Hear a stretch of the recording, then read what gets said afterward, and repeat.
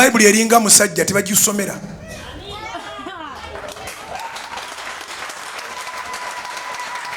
Ngambye eki.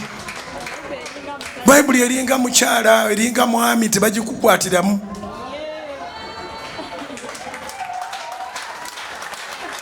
Ne bamuzibe babakolerayo ebinyukuta babikwatako besomera. Ekigambo kya Katonda kikulu. Teri kikulu kwenkana kigambo kya Katonda. I think you came to learn this. Bible is very important. Gwe wekwatiramu nga bwota wa mukyala wo mulala mukwatamu oba mwami wo kwatanga Bible n'amagezi go gonna gyetegerere. Tewaliwo kyali kigenda kututwala mu geyeena nga kutusomera Bible mu ddiini. Nobeera mu nsi muno ng'oli profesa nga tomanyi Bible.